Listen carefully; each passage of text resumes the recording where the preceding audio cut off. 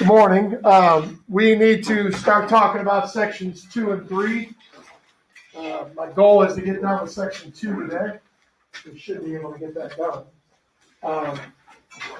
So keep in mind, kind of big picture, what we're talking about here in chapter 36. We're talking about all these African nations getting their independence. So yesterday we started talking about problems that these African countries are going to have that are left over from when they were colonies. Today we're going to talk about problems rather that arise in different areas. But again, keep it all. It's kind of a story, so keep it all straight in your brain, I guess. That's the way I'm looking at it. All right. So question number 1. What were the challenges that newly independent African nations had to overcome? Now, again, this is everybody in Africa. When they got their independence, there were basically 3 sort of overall problems they had to deal with. One of them we talked about yesterday in question 3 from section 1. And that was it had to do with economics. What did they have to do economically? These are kind of how-tos. How to do what economically? What did we talk about yesterday?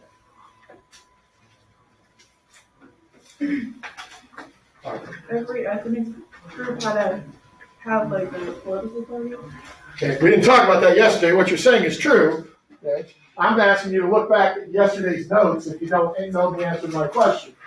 And I'm also really hoping we figure this out without me telling you every time. Use your notes. What did they have to figure out what to do? What did they have to do with economics? Every country? Become economically independent. Yeah, how to become economically independent. All right, so that's one of these overarching problems over everybody. Now, that also happens to come from being a colony, but from what we're talking. All right, so that's one issue, one challenge that every country has. How to become economically independent.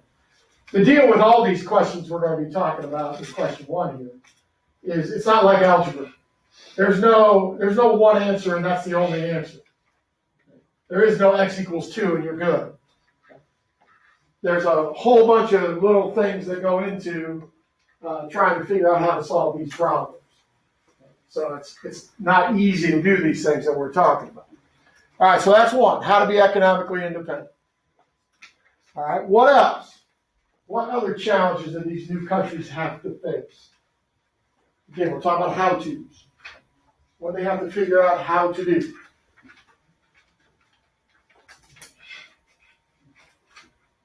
Again, you ought to be looking at question 1 in your homework. And that's what we're doing. We're going over our homework.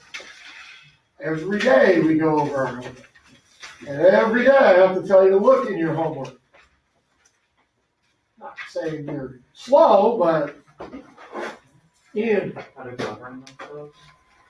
Well, what do you mean?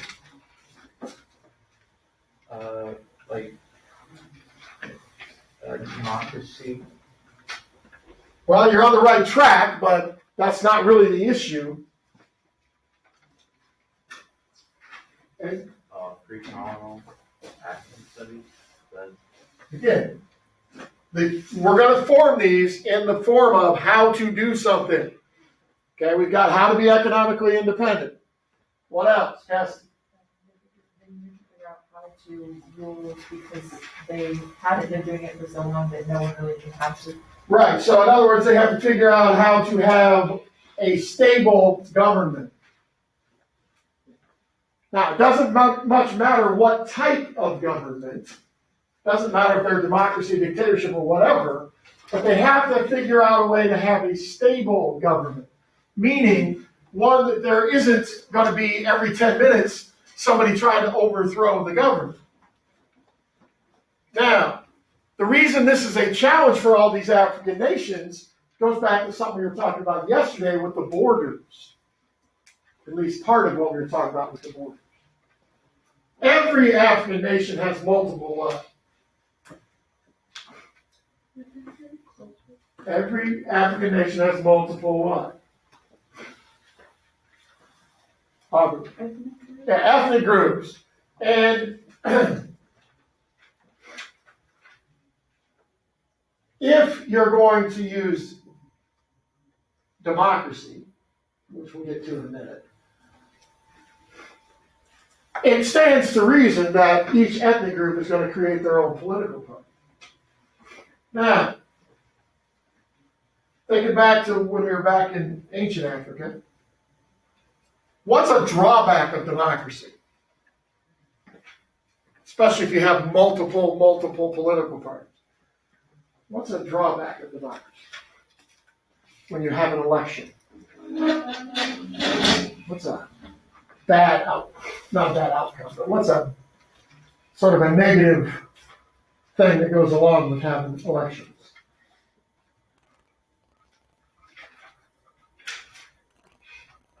Not everyone is going to agree with what you do. Sure, that's why you have different political parties. So then what happens? You have an election, what happens? Cassie? One political party wins and the other blames everything that goes wrong. Well, and the other loses, right. In our society, there's only two. In these places, there might be 300 political parties. Only one can win. 299 lose. Okay, that's hard to have a stable government because the other 299 are going to be not wanting to go along with what's going on. Okay, so having a stable government is easy to say. We're going to have a stable government. It's not easy to do. Now, so that's two. How to be economically independent, how to have a stable government. What's the third one? How to have what?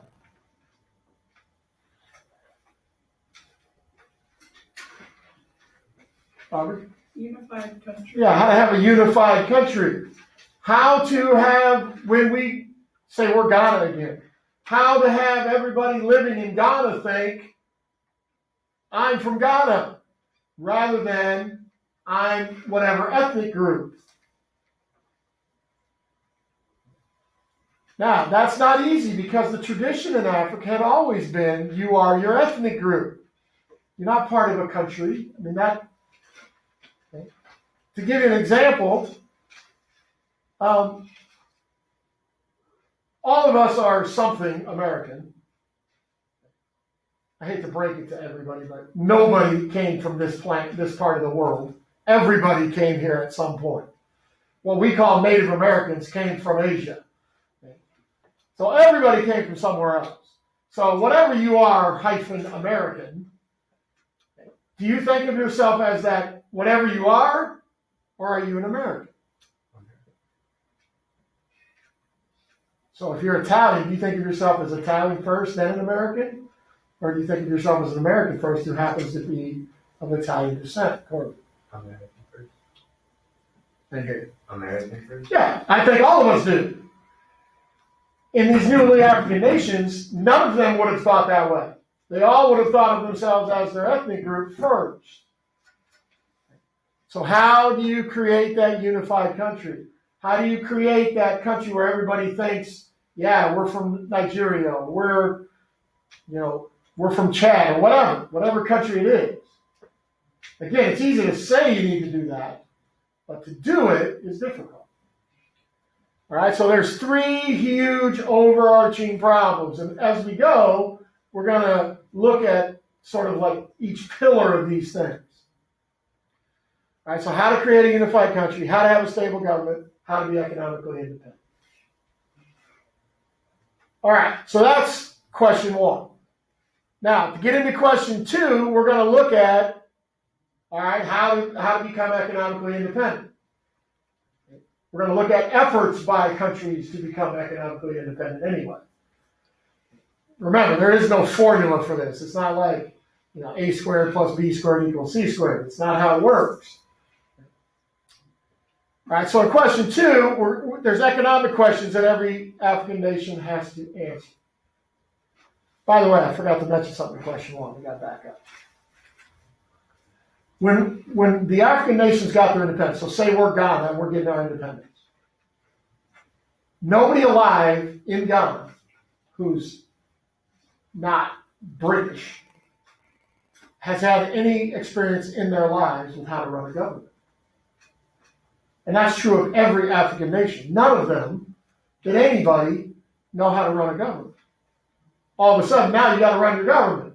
You're independent. So you're obviously going to have to copy somebody else's government. You don't have time to invent your own. So who does it make sense all these African nations would copy?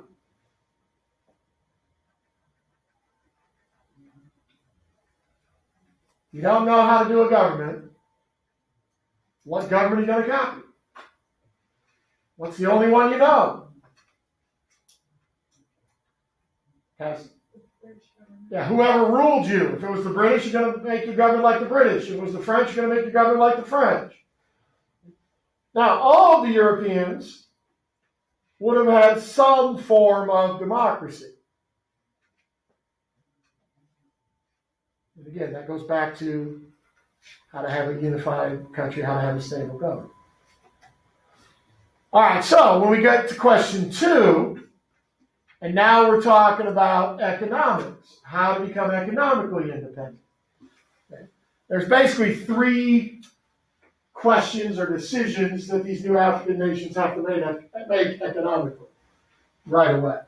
What are they? What's one of them? Again, what do you have in question 2? Isaiah. Socialism or capitalism? Okay, in case you didn't hear me, say socialism or capitalism. And there's only 2 economic systems. Those are it. Okay, so you got to pick one.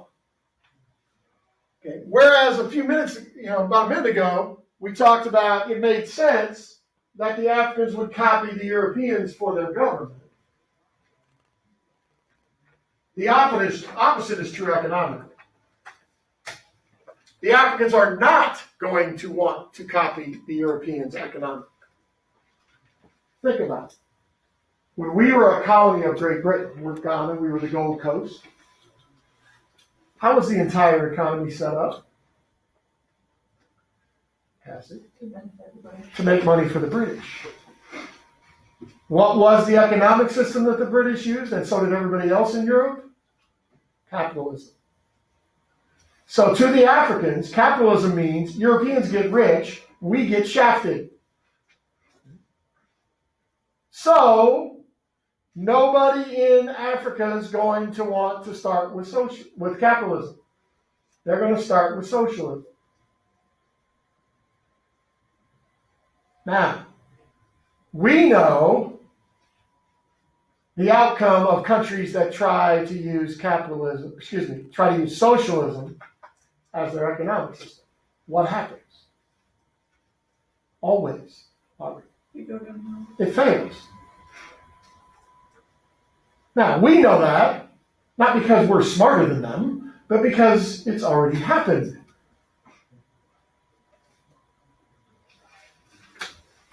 Now, just as a side note, in our country, there are a lot of different views about how to fix our economy. And some people want to use bits of socialism in our economy, like in healthcare, for example. They want the government to pay for that rather than us individually and insurance companies and so on. But nobody wants us to be an entirely socialist economy. And nobody is planning on the United States turning to communism anytime soon. But the other side, who doesn't agree with the socialism thing, tries to make it look like the other side wants to be communist. And my point is, what we're learning about makes you way more, what's the word I don't want to use intelligent, but prepared to understand arguments that people are making. And also to realize when people are just flat out being stupid. Like, nobody thinks the United States should be a communist country. Nobody thinks education is bad. I love when you see some commercial, so-and-so is for education. No kidding, who's against it? Yeah, I think every kid ought to be stupid, it's not really what anybody thinks. But we know that entire countries that are entirely based on socialism, we know it doesn't work. Well, the Africans are going to start with socialism though. A, they didn't know that it didn't work yet. And B, they hate capitalism more. Because again, that meant to them, Europeans get rich, we don't. Now, as time passes, and they started to realize socialism had some issues, one of two things, well, actually, two things happened with slightly different reasons. The first was some of these countries decided, okay, we can't be all the way socialism, so we'll try to be some socialists and some capitalists.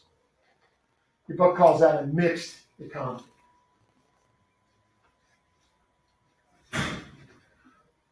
Now, it's possible to make that work.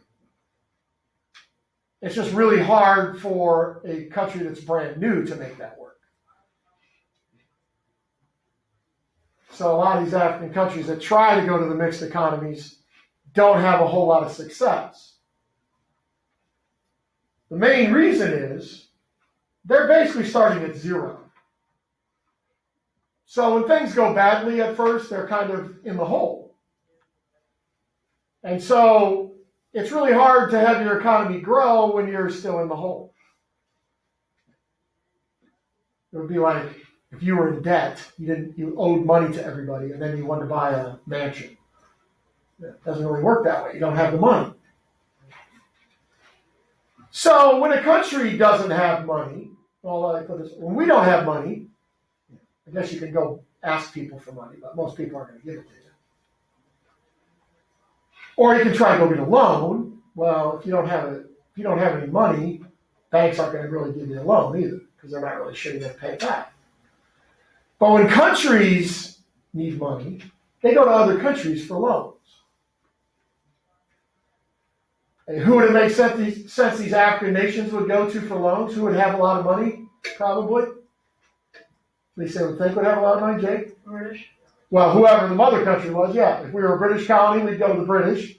If we were a French colony, we'd go to the French. Now, they'd probably give us a loan. But thinking about what we've been talking about today and yesterday, what would that just be making worse? If we're getting loans from these people that used to be our mother country, we're supposed to be our own country now, we're supposed to be independent, what would getting loans from them to help our economy survive just make worse? Yes. More dependent on that. Yeah, it would make us more economically dependent. And the whole purpose of all this is to become economically independent.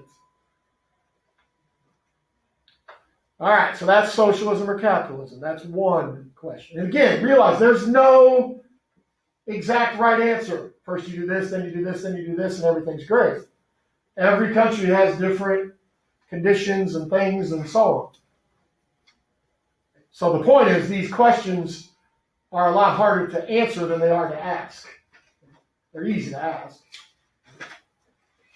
All right, so that's one economic question about how to become economically independent. What's another? What's another? Again, we're in question 2. Hopefully these are in your notes in question 2. Jake? Cash crops or food. Yeah, should they grow cash crops or food crops? Now, this is something we missed out on talking about because we didn't study India. But a cash crop, when there's a cash crop and a food crop, it kind of gives you a clue what the cash crop is. Food crop is obviously one you eat. So what would a cash crop be? One you don't eat. Okay? You make money off both of them. Okay? But cash crops, that's all you do is make money. You don't eat it. So like cotton is a cash crop. Tobacco is a cash crop. I mean, you could eat both of those, but you're not going to live by eating those. Okay? Also don't know why you would want to eat either one of those. Now, when we were a colony,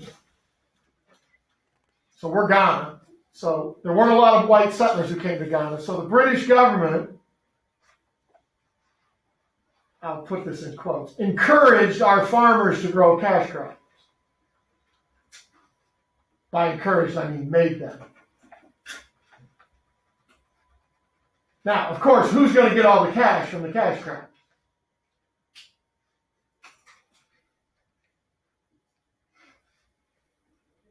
The Tooth Fairy? Who's going to get all the cash? Dawson? People that own them? Which is who? Aubrey. The British are going to get all the cash. Now, what's the problem with all of our farmers growing cash crops? Besides the fact that we don't get the money.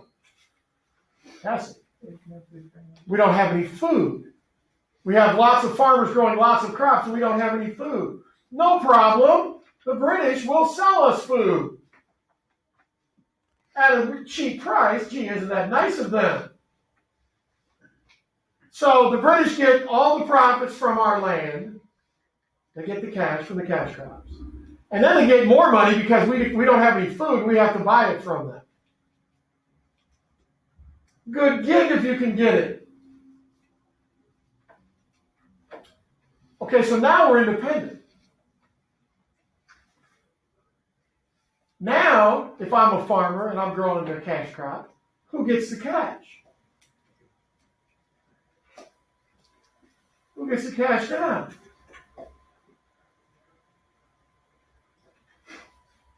Okay. Yeah, I do.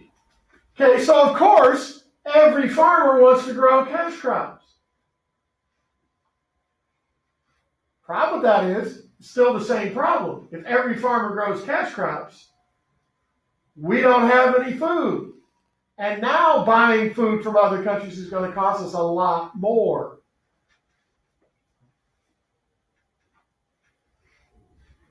So that's an issue, cash crops versus food crops. It's difficult to get farmers to give up growing cash crops and grow food crops. Because in general, not always, but in general, cash crops make more money than food crops do. But when you think about it, if you are a farmer and you grow your own food, and now you don't have to buy food, that made a lot of money for you. All right, so we got socialism or capitalism, cash crops or food crops. What's the third question they got to study economic? And it's kind of an offshoot of this, cash crops, food crops. What's the third question? Or Urban or rural. yeah, urban versus rural. Cities versus the country. Now, what are we really talking about? Should the government be trying to help factories get going, and therefore you got to help factory workers? Or should we be trying to help the farmers? The problem is you can't really do both. Because if you're going to help out the cities and the factories, factory workers need pretty low-priced food. Of course, that would hurt who? Anyway, the farmers. Okay? If you help the farmers and you have the price of food at a good price, that's going to hurt the city workers. Now, in general, most of these African nations decide that they want to get their factories going first, so they're going to come down on the side of the cities. Well, that makes the farmers be less and less willing to grow food crops, because now the price of food crops are lower. So the farmers either aren't going to grow food crops at all, or they're only going to grow enough for their own families, and then they're going to grow cash crops. So again, the problem here is you solve one problem and you create another one. Okay? Or you try to solve one problem and you create three more. Like I said several times, there's no first you do this, then you do this, and everything's fine. All right, but again, all of those things, socialism or capitalism, cash crops, food crops, urban versus rural, are all trying to achieve that overarching, how do we become economically independent? And again, not easy, not anywhere close to easy. Now, just some stats that you do not have to know, but when you hear them, they'll make the point. The price of oil in the world affects a lot more than just how much you have to pay at the gas pump. And in these newly developing African nations, remember, most of them are around 1960, we'll just round it off, the middle of the 1960s, 1965. Most of them are independent by then. So by 1975, so these countries have, kind of gotten their feet under them a little bit. They're a ton of cotton. If you grew a ton of cotton, the money you would make by selling it would have bought you 111 barrels of oil. That doesn't mean anything to us. I get it. By 1980, which was just 5 years later, but in that 5 years, the price of oil had gone way up. That same ton of cotton only bought you 60 barrels of oil. Meaning the price of oil doubled in 5 years. That is going to crush these economies that are just getting started, just trying to get going. So the price of oil is huge in the world's economy, not just individual countries. And the thing about the price of oil is it kind of goes up and down. Lately, it's been up a lot. All right, so that's question 2. Economics, again, having to do with how to be economically independent. Now, question 3 is about population, but that is sort of an economic question as well. It's not entirely, but it sort of is. And again, I'm going to give you some stats. Don't have to remember them, but you just listen to them, they make the point. In 1965, Africa had 280 million people. 280 million. That's about when all the countries are getting their independence. By 1990, so 25 years later, Africa has 640 million people. So the population has more than doubled in 25 years. By 2018, I looked this up one day, Africa had 1.297 billion. 1.3 billion. So in other words, the population had doubled again in under 30 years. Which would mean the population of Africa would double again by 2050. And so there'll be almost 3 billion people in Africa. Now, that might not mean anything to you, but in 2018, when there was 1.3 billion people in Africa, there's only about 6 billion on the planet. And so there's a whole lot of folks in Africa. Now, thinking about some things we just talked about in question 2, that many more people makes the problems that farmers have that much more difficult. How do you feed all these people?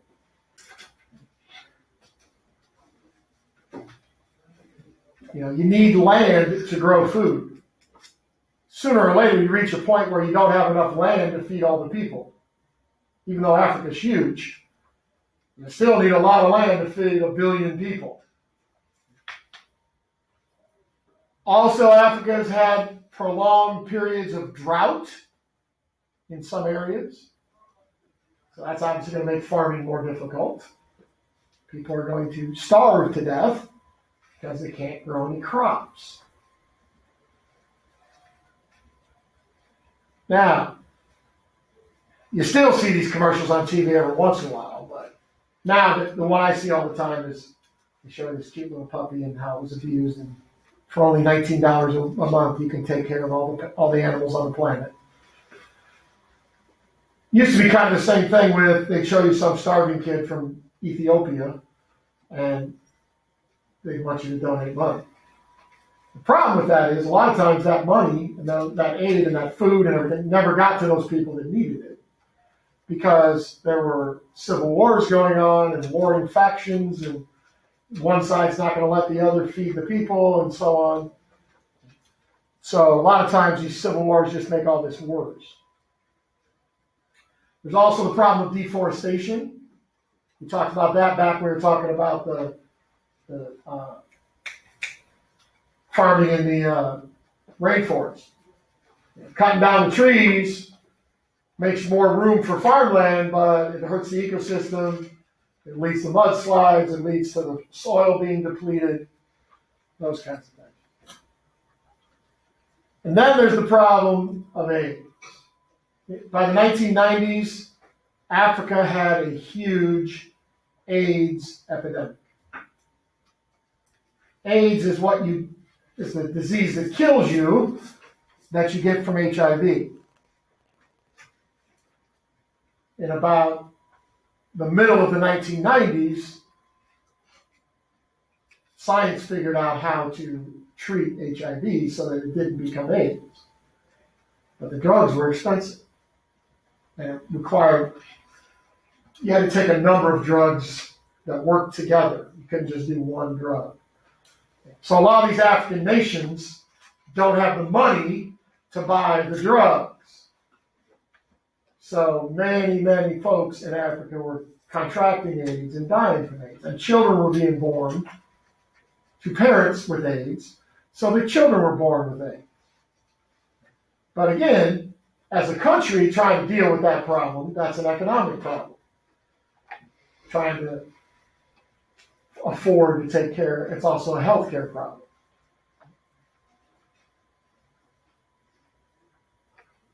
All right, so all that population stuff fits into the economic issues as well. How to be economically independent. Again, to deal with AIDS, most of these African nations are going to have to get foreign help. And again, that makes you economically dependent on the foreign countries. All right, so that leads into question 4. Now, if you just kind of take a step back and kind of look at what we've been talking about Africa and these new countries, it would be easy to think that all they have is problems. Because that's all we talked about. And this problem, this problem, on top of that problem, and so on. It's also important to realize that Africa's had a lot of success since independence as well. A lot of countries have had successes. There's a couple particular areas that most African nations have had success in. And we want to talk about those here in question 4. The first area is education and healthcare.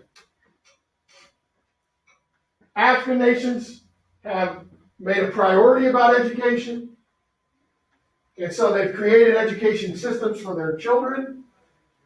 A lot of African nations have also, right away, they encourage education of females, which, as we know, isn't something that every place in the world has always done. And so, by about the turn of the century, about 2000 or so, African nations were having their first generation of college-educated females graduating from college and getting jobs and being important in society in terms of business and things like that.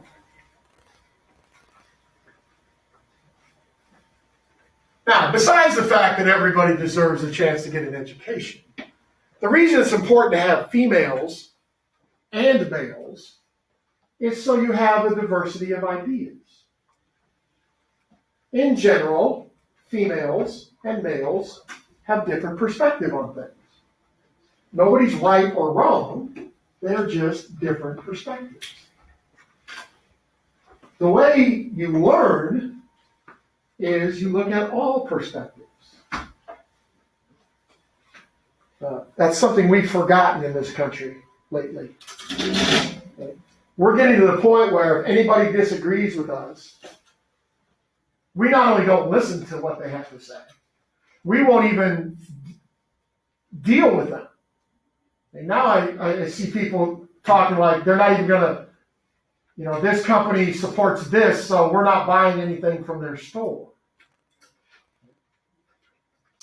You need to interact with different ideas than what you have.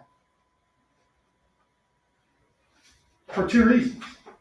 One, it makes you think about your ideas. When you hear what they have to say.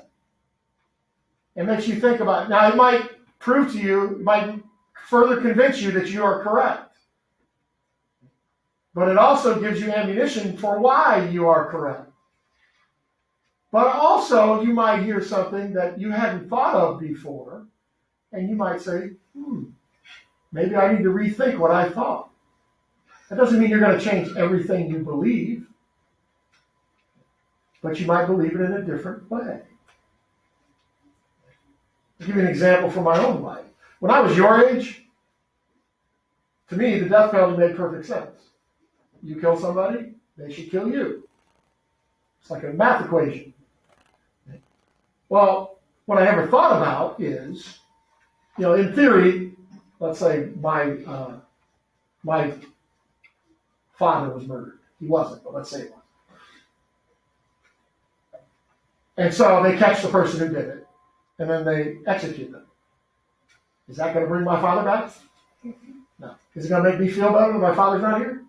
No. It's just revenge. And that feels good for maybe a half a second. So, if you want that person to be, now I've come to the conclusion, if I want that person to be punished, I'd rather they sit in jail for the rest of their life. That's a punishment. Killing them is not a punishment. They're not going to know anything about it because they'll be dead. So, again, but I evolved to that from hearing other people talk about their views on the death penalty. If I would have just ignored them because they don't agree with me, then I would have never changed how I thought. Okay, I'm not saying I'm right or wrong, but I'm saying that's how you learn different ways of thinking. Okay. And our political system has done this times a million. Okay. It's us against them. Whatever they say is wrong, always. Whatever we say is right, always. And that's a bad way to live. Okay. I have never met anybody who's always right, except my wife. That was a joke. When you get married, you'll understand this. Your wife is always right, guys. Even when your wife is wrong, refer back to rule 1. Your wife is always right. I've also never met anybody who's always wrong. And I've met some really stupid people in this world. But they're never always wrong. So we got to stop treating people that way. They're always right and they're always wrong. All right, so education and healthcare. Now, part of that was, remember, the missionaries did that stuff for these colonies? So that was kind of already, I don't want to say it was fixed, but they kind of had the ball rolling already when they got independence. So they sort of had a head start on those. So there's been a lot of successes in education and healthcare. In healthcare, for example, there's been a lot of success in helping control the population through things like natural family planning, understanding when children are going to be conceived and when they're not. And so, another area, and from what we've talked about today and yesterday, it wouldn't seem this is true, but a lot of countries in Africa, after independence, have done very well economically. They've solved all those problems we've been talking about, or if not solved them, at least come up with plans for dealing with those problems. How to become economically independent. Socialism or capitalism. Cash crops or food crops. Urban versus rural. They've come up with some kind of formula that has provided success for them.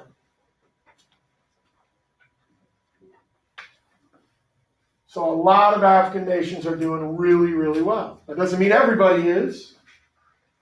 But again, there's been success. It's not all been problems and failure. All right, so that finishes up section 2. We will stop there. We will pick up section 3 tomorrow. Or not tomorrow, Thursday. I mean, you can pick it up tomorrow if you want, but I won't be there. Speaking of that, tomorrow, now be honest, how many have really worked on your curiosity quest? Okay. If you haven't, you're running out of time. If you have, keep going. Don't stop. Okay. One of these days we'll have a day in class where we do it, but that's just more so I can take a look at what you've done. And in case you're messing up and not understanding what you're supposed to be doing, we can get that fixed before the thing is due. So kind of like a checkup. All right. So use tomorrow. Use a half hour tomorrow or 45 minutes. Okay. It's cold in the morning anyway, so.